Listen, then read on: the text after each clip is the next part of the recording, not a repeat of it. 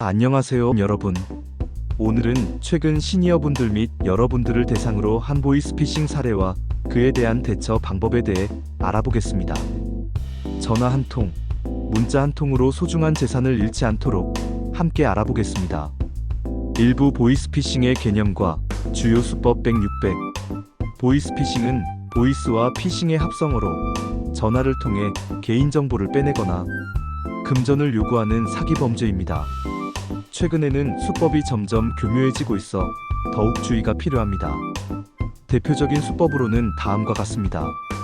가족 사칭 자녀나 손자녀를 사칭하여 급하게 돈이 필요하다며 송금을 요구합니다.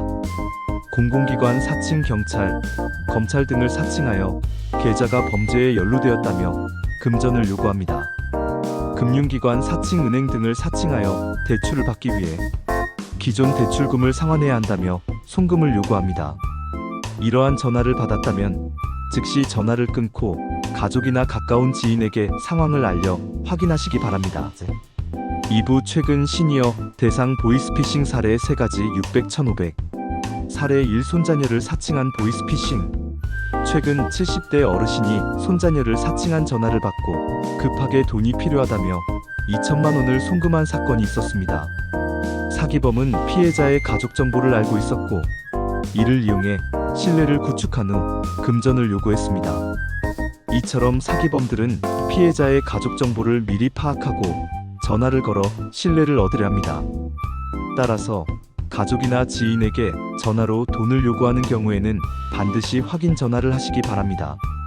사례 2 경찰 사칭 보이스피싱. 또 다른 사례로 60대 어르신이 경찰을 사칭한 사기범에게 1천만 원을 송금한 사건이 있었습니다. 사기범은 피해자에게 당신의 계좌가 범죄에 연루되었다며 긴급하게 돈을 요구했습니다. 경찰은 절대로 전화를 통해 돈을 요구하지 않습니다. 이런 전화를 받았다면 즉시 전화를 끊고 가까운 경찰서나 가족에게 상황을 알려야 합니다. 사례 3 금융기관 사칭 보이스피싱. 또 다른 사례로 80대 어르신이 은행 직원을 사칭한 사기범에게 5천만 원을 송금한 사건이 있었습니다. 사기범은 피해자에게 대출을 받기 위해 기존 대출금을 상환해야 한다며 금전을 요구했습니다. 은행은 절대로 전화를 통해 대출 상환을 요구하지 않습니다. 이런 전화를 받았다면 즉시 전화를 끊고 가까운 은행이나 가족에게 상황을 알려야 합니다.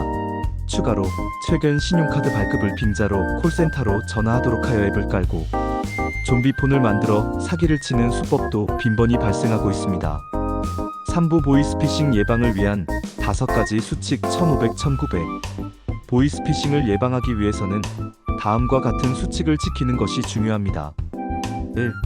전화로 금전을 요구하는 경우 절대로 송금하지 마세요. 경찰이나 검찰은 전화를 통해 돈을 요구하지 않습니다. 2. 전화번호를 확인하세요. 전화번호가 낯설거나 번호가 바뀌었다면 의심해보세요. 3. 가족이나 지인에게 확인하세요. 의심스러운 전화를 받았다면 즉시 가족이나 지인에게 상황을 알려 확인하세요. 4. 개인정보를 함부로 알려주지 마세요. 주민등록번호, 계좌번호 등 개인정보를 전화로 알려주지 마세요. 5. 보이스피싱 예방 앱을 설치하세요. 스마트폰에 보이스피싱 예방 앱을 설치하여 의심스러운 전화를 차단하세요.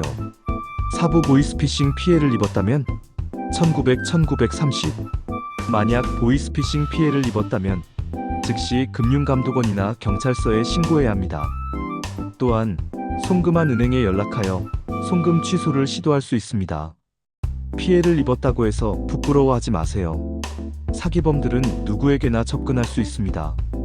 중요한 것은 피해를 빠르게 인지하고 적절한 조치를 취하는 것입니다. 오늘 말씀드린 내용을 기억하시고 보이스피싱에 속지 않도록 항상 조심하세요. 의심스러운 전화나 문자를 받았다면 즉시 가족이나 지인에게 알려 확인하시기 바랍니다. 소중한 재산을 지키기 위해 함께 노력합시다. 감사합니다.